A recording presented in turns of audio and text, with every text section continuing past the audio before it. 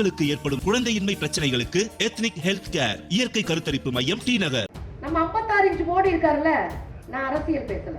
அவர் என்ன சொன்னார்? 56 இன்ச் மோடி எப்ப மேடையில வந்தாலும் இந்த முதலாளிகளை கட்டி பிடிச்சு நிப்பாரு பாருங்க, காண கண்கொள்ளா காட்சியா இருக்கும். அவனுக்கு இந்தியாவில 2 இந்துதான், ஒண்ணு அதாடி இன்னொன்னு அப்பாடி. மத்த பூரா சந்துல நிக்க வச்சேன். அது முட்டுச்சந்து மட்டும் இல்ல, தங்கச்சி மூத்திரத்தஞ்சாவும் இருக்கு. போட்ட ஆட்டோல கூட்டதெல்லாம் அடிக்கிறாங்க. நாமளும் எவ்வளவுதான் வாங்கிட்டு வலிக்காத மாதிரியே கத்த வேண்டியிருக்கு. உனக்கு ஆனாவன தெரியாத, அட்டப்படம் பார்த்தது இல்ல. நீ இங்க வந்து உட்கார்ந்துக்கிட்டு மனு அதை வாங்க விவாதிப்போம். குஷ்பு அக்கா நமக்கு விவாதிக்க கூப்பிடுறவங்களா இப்படிதான். வடமொழியை சமஸ்கிருதத்தை ஆழமாக கற்றவர், ஊன்றி கற்றவர், தெளிந்து கற்றவர். அதனால உங்க பருப்பெல்லாம் எங்க குக்கர்ல வைக்காதீங்க, வேகாது. ஒண்ணு நல்லா ஞாபகம் வச்சுக்கோங்க, உண்மையை சொல்ல நம்ம கதறிட்டு கிடக்குறோம், பொய்யா அசால்ட்டா சொல்லிட்டு போறாங்க. நம்ம அண்ணன் ஆமக்கறி அரிசி கப்பல், அப்புறம் என்னடா காதெல்லாம் குத்தி விட்டாருல தமிழ்நாட்டுக்கு. அதுல நேற்று ஒருத்தர் புதுசா கிளம்பி வச்சிருக்காரு. நீ என்ன கதை சொல்றது? நான் மட்டும் சும்மாவா? நான் சொல்றேன் பாருங்க, அப்துல் கலாம் வரும்போது என்ன பேசுறாரு தெரியுமா? ஆளுக்கு எதுக்கு சொன்னீங்கன்னா இன்னொன்னு புதுசா கிளப்பி விட்டாங்க. மனு என்பவன் பார்ப்பனம் கிடையாது, அவன் சூத்திரன்னு கிளப்பி விட்டாங்க. யாரு? நம்ம வானதி சீனிவாசன் அக்கா போஸ்ட்.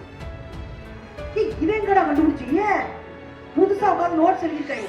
பத்து செய்வோம், மணிநீதிய மட்டும் இல்ல, வம்புக்கு வருகிற பார்ப்பன திமிரையும் சனாதன திமிரையும் வச்சு செய்வோம்.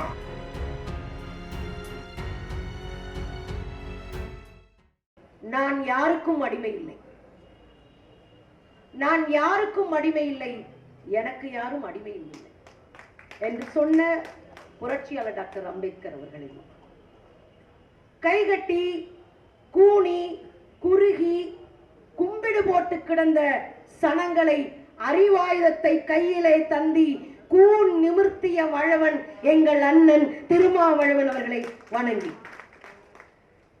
இந்த மேடையை சனாதனிகளுக்கு எதிரான ஒரு சமர் மேடையாக மாற்றி இருக்கிற சுவடு வெளியீட்டு நிறுவனத்திற்கு என்னுடைய மரியாதையான வணக்கத்தை தெரிவித்துக் கொள்ளுகிறேன். பேரே கெத்தா இருக்குல்ல, அப்படின்னு ஒரு பேர் இருக்குன்னா வந்தியத்தேவன். நம்ம கதைகள்ல வர அப்படி ஹீரோவுடைய பேர்ல வந்தியத்தேவன் ஒரு பேரை பார்த்தோன்னே ஒரு குந்தவைன்னு ஒரு பொண்ணு என்கிட்ட வந்து கேட்குது, யார் அது? அவர் நம்மளை விட பெரியவர், மூடிட்டு அப்படின்ட்டு காண்டாகுமா இருக்காதா? வந்தி என்கிட்ட கேட்குது, யார் அந்த வந்தியத்தேவன்? குந்தவைகள் தீயா பேசிட்டு இருக்கு, நிறைய பார்த்துட்டு இருப்பாங்க. என்னுடைய அன்பு தங்கை பிரியா மனோகரன் இந்த நிகழ்வுக்கு என்னை அழைச்சாக்கா வர முடியுமா என்று கேட்டார். இன்னும் பெரிய ஆளுமைகள் இந்த புத்தகத்தை மிகப்பெரிய அளவில் தயார் செய்து மெனக்கிட்டு, நமக்கு ஒரு பிரச்சனை இருந்தது. இந்த மன அதர்மம் மிகப்பெரிய அளவில் பிரச்சனையாக சமூகத்தில் இருந்த போது, நாம் அது குறித்து போராட்ட களத்தில் இருந்த போது எழுத்து கூட்டி வாச்சு, நான் சொல்றது டிரான்ஸ்லேட் பண்ணப்பட்ட தமிழ் புத்தகத்தை எழுத்து கூட்டி வாச்சுதான் நாம அர்த்தத்தை புரிந்து கொள்ளக்கூடிய சூழல் இருந்தது. இன்றைக்கு எளிமையாக படித்தாலும் புரிந்து கொள்ள முடியும் என்பதற்கான ஒரு பெரிய வேலையை செய்திருக்கிறார். இந்த கலசராமலிங்கம் தோழர் அறிவாளி தான். அவர் பேசுனதுல எனக்கு தெரிஞ்சது, ரொம்ப நிதானமா சுந்தரவல்லி மாதிரி சும்மா அடிச்சு விட்டு போகாம கம்பீரமா பேசினாரு. அதுலயும் அவர் பழைய புத்தகங்களை கொண்டு வந்து கொடுக்குறவங்க இருக்கிறாங்கல்ல, அவங்களாம் நமக்கு ரொம்ப பொக்கிஷம் மாதிரி, அவங்களெல்லாம் நம்ம ரொம்ப பத்திரமா பார்த்துக்கணும். பொதுவாகவே சனாதனிகளுக்கு எதிராக எப்போதும் சமரசம் இல்லாத 2 பேர் இந்தியாவில் இருந்தாங்க அப்படின்னா, ஒண்ணு தொண்டு செய்து பழுத்த பழம் தூய தாடி மார்பில் விழும், மண்டை சுரப்பை உலகம் தொழும், மனக்குகையில் சிறுத்தை எழும் என்று சொன்ன தந்தை பெரியார் இந்த மண்ணிலே சனாதனத்திற்கும் பார்ப்பனியத்திற்கும் சாவுபடி அடிக்கட்டார். இன்னொருத்தர் இந்திய சனாதனத்தினுடைய அத்தனை திமிர்த்தனங்களையும் புரட்டி போட்ட மகன். நீங்க சொல்ற அத்தனைக்குள்ளையும் உடைச்சு இல்லன்னு வரலாற்று ஆதாரங்களோடு முகத்துல திரும்பி அடிச்சவர். எனக்கு 2 எதிரிகள் உண்டு, நம்மளை பார்த்து சொல்றாரு. 2 எதிரிகள் உண்டு, ஒன்று பார்ப்பனியம், இன்னொன்று முதலாளித்துவம். இன்றைக்கும் அது ரெண்டும் கைகோர்த்து கொண்டு இருக்கிறது தோழர்களே. ரொம்ப அற்புதமா சொன்னாரு நம்ம 56 இன்ச் மோடி இருக்காருல்ல. நான் அரசியல் பேசல,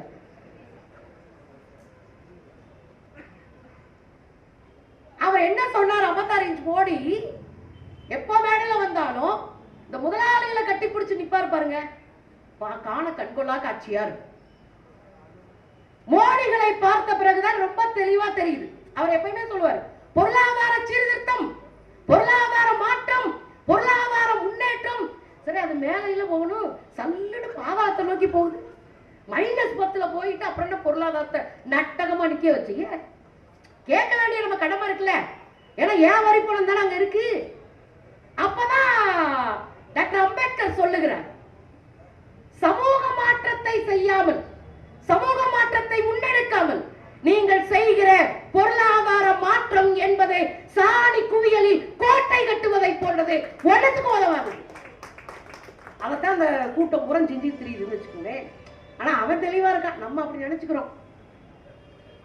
அவனுக்கு இந்தியாவில் 2 இந்துதான், ஒன்னு அதாடி, இன்னொன்னு அப்பாடி. மத்தவன் பூரா சந்தில நிக்க வச்சேன். அது முட்டுச்சந்து மட்டும் இல்ல தங்கச்சி, 35 இருக்கு. போன போட்டு ஆட்டோல கூட்டு வந்தெல்லாம் அடிக்கிறாங்க. நாமளும் எவ்வளவுதான் வாங்கிட்டு வலிக்காத மாதிரியே கத்த வேண்டியிருக்கு. சனாதனிகளை குறித்து நாம பேச வேண்டியிருக்கு. ஏன் பேசணும்? பார்ப்பனியம் ஒரு பூனை குட்டியை போன்றது.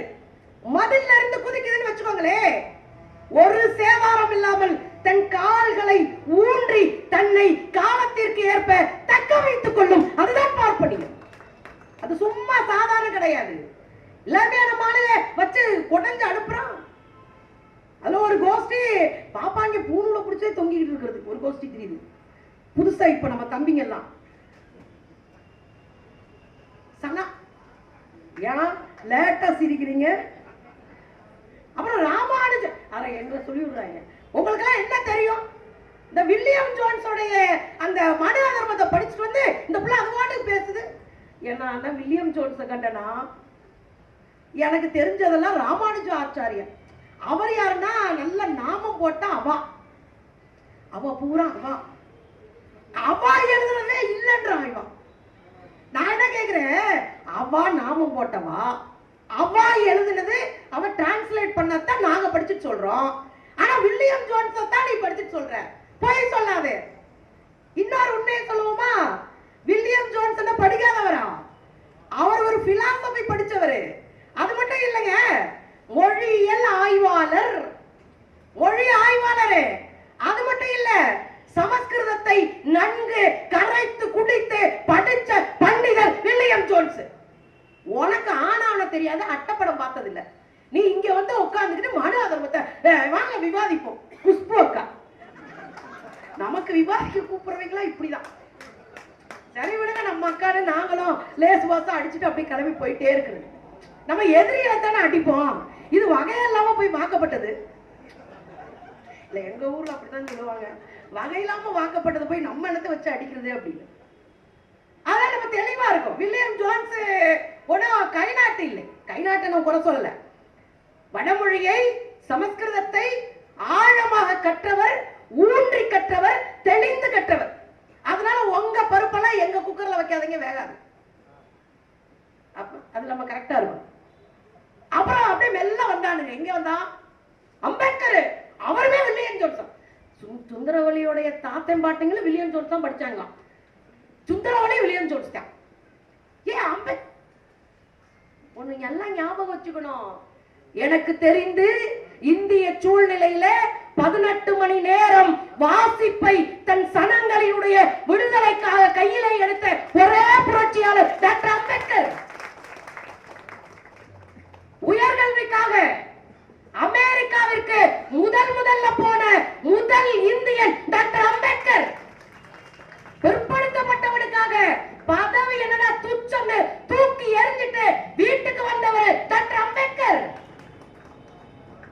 சமஸ்கிருதம் படிக்க முடியல, மகாராஷ்டிரத்துல பிறந்ததுனால. ஆனா எங்க ஐயா விட்டாரா? அமெரிக்கால போய் படிச்சாரு. அமெரிக்கால போய் சமஸ்கிருதத்தை படிச்சுட்டு இங்க வந்துதான் மனுக்களையும் உட்கார வச்சு அடிச்சு விட்டாரு. அதுக்கப்புறம் தான் மனுவை எரிச்சு விட்டாரு. அது கூட நம்ம நேரடி எரிக்கல. எவெல்லாம் எழுதுனா வேற பத்திலாம் வா பாவா, நம்ம கூட நின்னவங்களை கேலி பண்ணக்கூடாது. ஆனாலும் கூட நின்று எரிச்சவங்க யாரு? சில பார்ப்பனர்கள் சேர்ந்துதான் எரிச்சோம். ஏன்? மனித குல விரோதமாக இருக்கிற எதையும் மனிதன் கூட்டா சேர்ந்து அடிச்சு விரட்டுவதுதான் சமூக நீதி. அதான் இன்னைக்கு பெரியார் செஞ்சாரு, எங்க ஐயா அம்பேத்கர் செஞ்சாரு. ஆனா அவரையும் கொண்டு வந்து எங்க கொண்டு வந்து முடிச்சு போடுறான்? அவரும் வில்லியம் ஜோன்ஸ் தான் படிச்சாரு. ஆனா ஒண்ணு நல்லா ஞாபகம் வச்சுக்கோங்க, உண்மையை சொல்ல நம்ம கதறிட்டு கிடக்குறோம். பொய்யா அசால்ட்டா சொல்லிட்டு போறாங்க, பொய்யா அசால்ட்டா சொல்லிட்டு போறாங்க. உண்மையை சொல்ல கதற தங்கச்சி சொன்னாங்களே, பெண்களை என்னெல்லாம் சொல்லி வச்சிருக்காங்க. கேரக்டர் பில்ட் பண்றது அது ரொம்ப முக்கியமான விஷயம். சுந்தரவல்லியா புரியுதா? அப்படி மாப்ள அப்படிதான் கிளப்பி விடுறானுங்க. எனக்கே தெரியாது, அப்புறம் லேட்டா தெரியும். ஓ அப்படியெல்லாமா? கேரக்டர் கட்டி விட்டுறது. அதுல என்ன சொல்றாங்க தெரியுமா? இந்த கேரக்டர் கட்டி விடுறது இன்னைக்கு இல்ல பாப்பா, நீங்க விளக்கம் காலங்காலமா இதே பொழப்புல தெரிஞ்சிருக்கு இந்த கோஷ்டி. அன்னைக்கு என்ன சொன்னாங்க? இயல்பாகவே ஒரு சொல்லுக்கும் பொருள் உண்டு. இயல்பாகவே பெண்கள் விபச்சார தோஷம் உள்ளவர்கள். எங்க அண்ணா அத்தான் கிளப்பி விட்டார். எங்க அண்ணா திரும்ப அதை டச் பண்ணி விட்டாராம். உடனே அவங்களுக்கு பூரா குண்டலிய சிக்தியை குழப்பி அவ ஏத்தி நிப்பாட்டிருக்கான் பாப்பா. அவ குழப்பி விட்ட மாதிரி கையை விட்டு குறைஞ்ச மாதிரி ஆயிடுச்சு பொழுதுக்கு. அதுல எங்க அண்ணன் மேல அந்த பாய்ச்சல். திருமா தனியால் இல்லடா, இந்த தமிழ்நாட்டினுடைய சமூக நீதி பேணுகிற அத்தனை பேருக்கும் சொந்தக்காரத்து. அவ்வளவு தைரியமா பாப்பானுங்களுக்கு. சரி, நம்மள வீட்டுல போய் திட்டுவானுங்க, அது வேற விஷயம். பெண்கள் விபச்சார தோஷம் உள்ளவர்கள் அது மட்டும் சொல்லல. அது மட்டும் சொல்லியிருந்தா மனுல சொல்லியிருக்குன்னு சொல்லிட்டு போயிடலாம். மனு போட்டு கொடுக்குற வேலையை பார்க்கறான். என்ன போட்டு கொடுக்குறான்? பெண்கள் விபச்சார தோஷம் உள்ளவர்கள் என்று அநேக ஸ்மிருதிகளும் வேதங்களும் கூறுகின்றன. நான் மட்டும் சொல்லப்பா, இந்த வேதம் சொல்லுது, இந்த ஸ்மிருதி சொல்லுது, இந்த அந்த ஏத்த வீட்டுக்காரன் சொன்னா, இந்த பக்கத்து வீட்டுக்காரன் சொன்னா, அப்புறம் தான் நான் சொல்றேன். அப்ப எல்லா இதிகாச வேதங்களும் தத்துவங்களும் இவர் படைக்கிற அத்தனையும் பெண்களுக்கு எதிரான ஒன்றாக படைக்கிறான். பொம்பளைகளுக்கு நிலையான மனசு இல்லையா? அவங்க நிலையா எதுவுமே யோசிக்க மாட்டாங்களாம். நிலையான அன்பற்றவர்கள் பூரா அடிச்சு விடுறான்.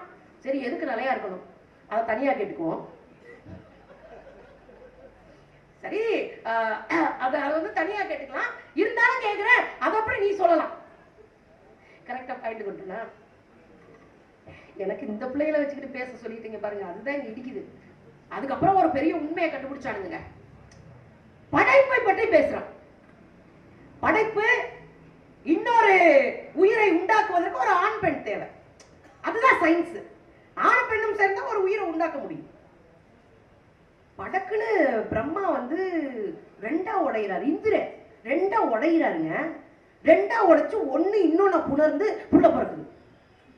இது எந்த சயின்ஸ்குள்ளேயும் வராதேடா.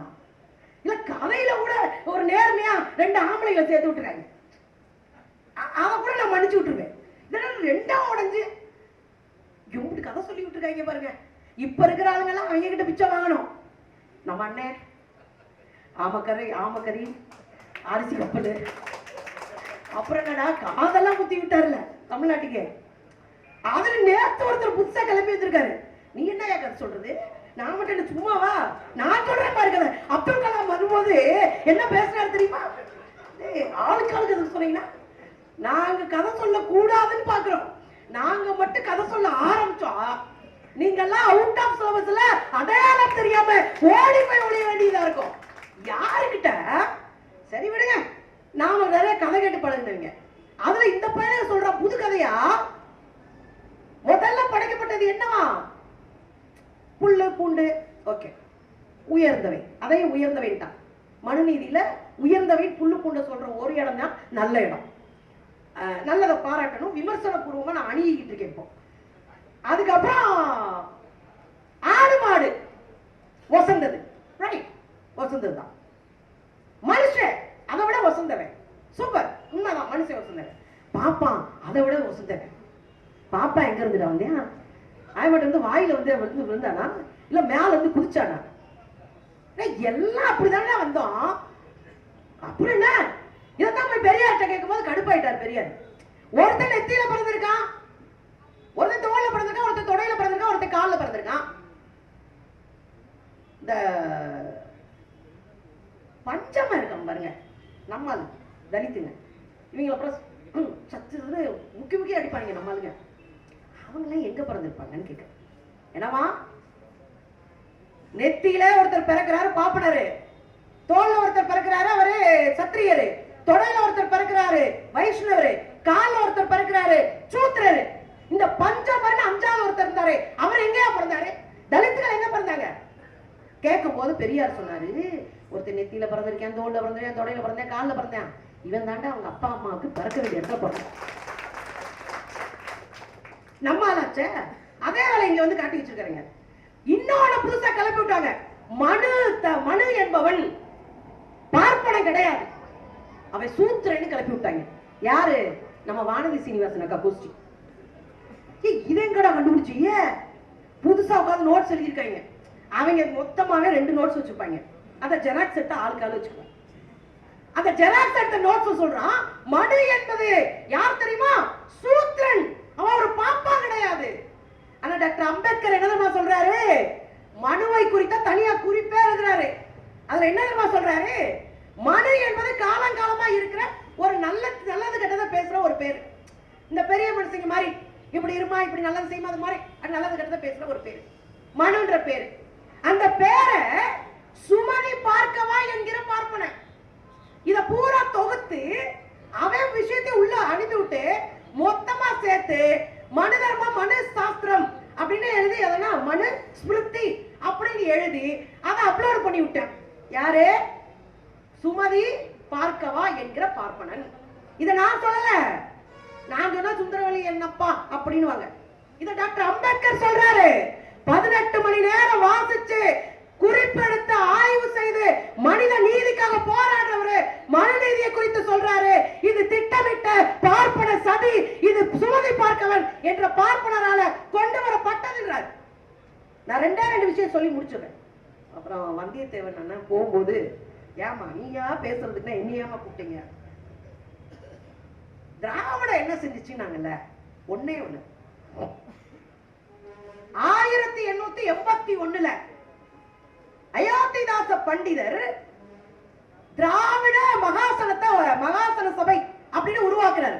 திராவிட மகாசன சபை. அவர்தான் இடஒதுக்கீடு குறித்து முதல்ல கல்வியிலும் வேலை வாய்ப்பிலும் ஒடுக்கப்பட்ட சமூகத்திற்கு இடஒதுக்கீடு வேணும் என்கிற கோரிக்கையை மாநாட்டு தீர்மானமாக முன்வைத்தார். எப்ப? 800கள்ல 1920ல சென்னை மாகாணத்துல பிள்ளைகளுக்கு சோறு போட்டு கல்வி கொடுத்தது நீதி கட்சி. அந்த நீதி கட்சி தான் எல்லா வேலையிலும் பாப்பானே இருக்கான், எல்லா வேலையிலும் பாப்பானே உட்கார்ந்து இருக்கான். தலைகீழ் விகிதத்துல இருக்கான். இத மாத்தணும்னா என்ன பண்ணணும்?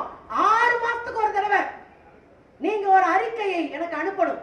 அரசு சொல்லுது, நீதி கட்சி சொல்லுது 6 மாசத்துக்கு ஒரு அறிக்கை.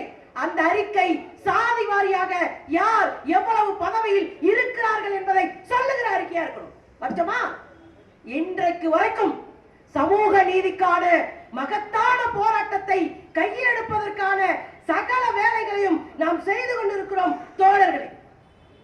அதனால இவனுங்க செக்கு செல்லாது. ஒரே ஒரு முறை பெரியார் சொன்னாரு, தமிழ்ல அர்ச்சனை செஞ்சா என்னையா என்ன குறையும்? ஏன் வடமொழியில தான் அர்ச்சனை செய்வீங்களா? ஏன் பெரியாருக்கு தமிழ் மேல பட்டா? அதெல்லாம் ஒரு மண்ணாங்கட்டியும் கிடையாது. அவர் தெளிவா இருப்பாரு. நம்மள மாதிரி ஓவரா அப்படி எந்துவாலாம் ஆக மாட்டாரு. அப்படித்தானே போப்போ அப்படின்ற ஆளு நம்ம ஆளு. அவருக்குலாம் நிறைய கத்துக்கணும்னு வச்சுக்கோங்களேன். அப்ப கேட்கிறாரு ஒருத்தர், நீங்க தான் கோயிலுக்குள்ள போக மாட்டீங்க, தமிழ்ல சொன்னா என்ன, வடமொழியில சொன்னா, தெலுங்குல சொன்னா உங்களுக்கு என்ன அப்படின்னா? அப்ப பெரியார் சொல்றாரு, இல்ல நான் காரணமா சொல்றேன். அப்பதான் அந்த சூத்திரத்தை பெரியார் எடுத்து சொல்றார். ஏக மாதா பகுபிதா சச்சூத்ராய நமக. ஏக மாதா பகுபிதா சச்சூத்ராய நமக. ஒரு அம்மா பல அப்பங்க இப்படியான கொலாபரேஷன்ல பிறந்த சூத்திர பையன் வந்திருக்கான் சாமி, அவனையும் காப்பாத்து. இதுக்கு என்ன அர்த்தம்? ஏகமாதா பகுபிதா சூத்ராய நமக. சூத்திர பையெல்லாம் பச்சையா சொல்றதா இருந்தா தேவடியா பயலுக என்று சொல்றது இந்த மனு. இதை எப்படி நான் அங்கீகரிப்பேன்? ஒரு சூத்திரச்சியா நான் எப்படி அங்கீகரிப்பேன்? ஏன் அங்கீகரிக்கணும்? சூத்திரனுக்கு பொண்டாட்டி இல்ல, சூத்திரனுக்கு நீதி இல்ல, சூத்திரனுக்கு குடும்பம் இல்லன்னு சொல்லுவதை எப்படி அங்கீகரிப்பேன்? 96ல உச்ச நீதிமன்றம் தீர்ப்புல சொல்லுது சூத்திரனுக்கு குடும்பம் இல்லன்னு. என்ன மனுநீதி வைக்கிறீங்களா? எங்க அண்ணா ஆரம்பிச்சு வச்சது வச்சு செய்வோம் மனுநீதிய மட்டும் இல்ல, வம்புக்கு வருகிற பார்ப்பன திமிரையும் சனாதன திமிரையும் வச்சு செய்வோம். களத்துல நிக்கிறோம். நாங்களா நீங்களா பாத்துக்கலாம். நன்றி தோழர். நக்கீரன் டிவிக்கு சப்ஸ்கிரைப் செய்யுங்கள். உங்கள் ஆதரவே எங்கள் பலம். ஆசிரியர்களுக்கு நண்பனாகவும் மாணவர்களுக்கு ஆசானாகவும் திகழும் தேர்வு வழிகாட்டி. ஒவ்வொரு பாடத்திற்கும் அனுபவமிக்க ஆசிரியர்களின் துல்லியமான தெளிவான விடைகள். CNC இருக்கு, தேர்வு பயம் எதற்கு? இது தீரன் பப்ளிஷிங் ஹவுஸ் விற்பனை வெளியீடு.